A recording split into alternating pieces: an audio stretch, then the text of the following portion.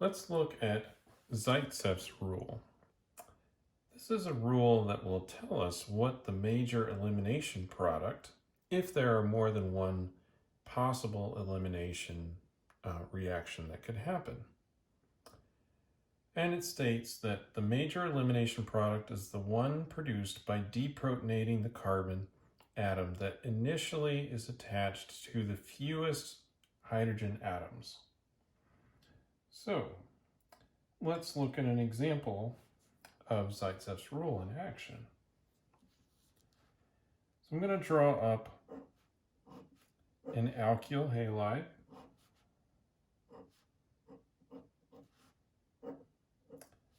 that has two options for us to deprotonate. We could either deprotonate from this carbon or the first carbon right here, the number 1. So we'll draw in some hydrogens here.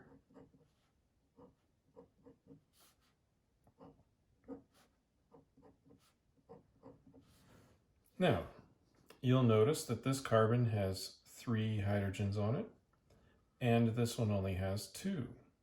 Now, according to the rule, the major elimination product is the one produced by deprotonating the carbon that initially was attached to the fewest hydrogen atoms, which is this one. So if we deprotonate this carbon, we'll form a double bond right here. If we were to deprotonate this one, we would form a double bond there. So let's draw in the 2 products and label the major isomer. We're going to use a reasonably strong base.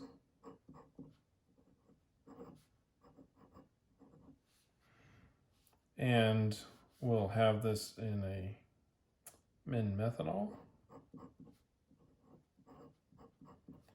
And in order to promote elimination, which in this case will be E2, we're going to raise the temperature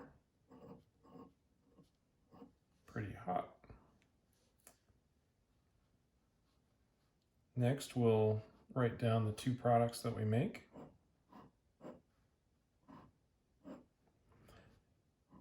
Now, I'm just drawing one of these isomers, but it will make the Z isomer as well. And then we could also have the option where it deprotonates this carbon. So this is be the major product because it deprotonated the carbon with the fewest number of hydrogens.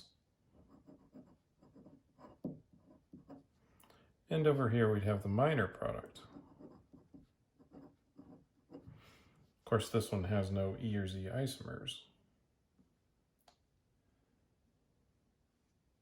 Now, another way to think about this, and the reason why this is happening, is because this product, the one that has more substitution around the double bond, is thermodynamically more stable than one that has less substituents around it. And that's the major driving force behind this rule.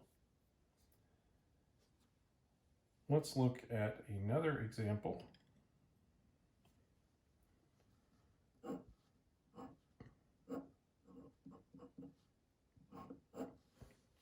So here we have a alcohol that's on a tertiary carbon, and we're going to heat it in the presence of phosphoric acid.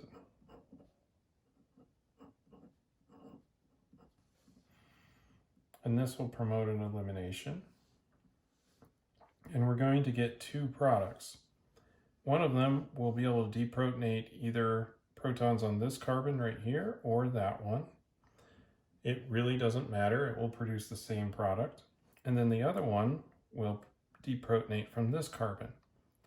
Now, you'll notice that there are 3 hydrogens on each of these carbons here, and there's only 2 here. So if we deprotonate here, we're going to have the major product. But if we were to deprotonate on these carbons, we'll have the minor product. So let's draw the major product, which would be a deprotonation off of this carbon. Draw in these hydrogens here. we will get this with the double bond right there. Now, alternatively, we could deprotonate off of one of these carbons, and I'll just draw the hydrogens on one of them since these two are the same. And we'll get our minor product.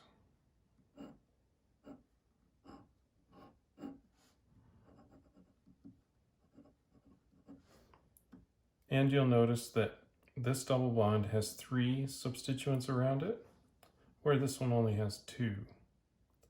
So this is a little bit less stable than when we have 3 substituents around. Now you may be wondering, how could we select for a product, the minor product, instead of the major product? How could we get an anti-Zaitsev product? Because we may want that one. Well, the answer is to change our base. If instead of using a compact base, we use a very large and strong bulky base, it's more likely to pick from the less sterically hindered carbon. So let's go back to our top example here and see what happens when we use the T-butoxide.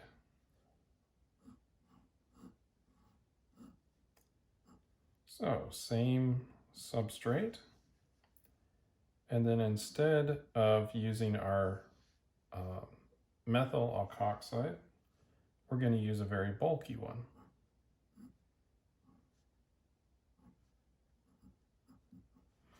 So we've got our T-butoxide, and we'll put it in the alcohol, corresponding alcohol as a solvent. And we're going to heat this, again, to promote elimination. We'll do an E2 reaction because this is a very strong base. And in this case, this is a rather large base. So trying to deprotonate this carbon, especially with this tail wagging around, is going to be a little bit harder than if we were to deprotonate on the terminal carbon. So it's a little bit more likely that we'll deprotonate here to form the anti-Zaitsev product.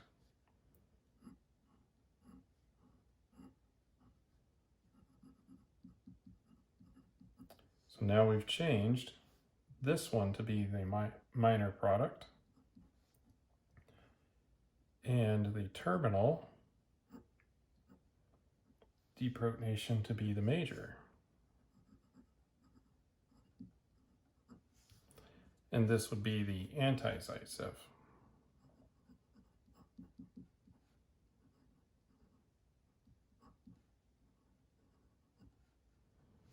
Product. And again, the main reason behind this is steric hindrance for this very large base.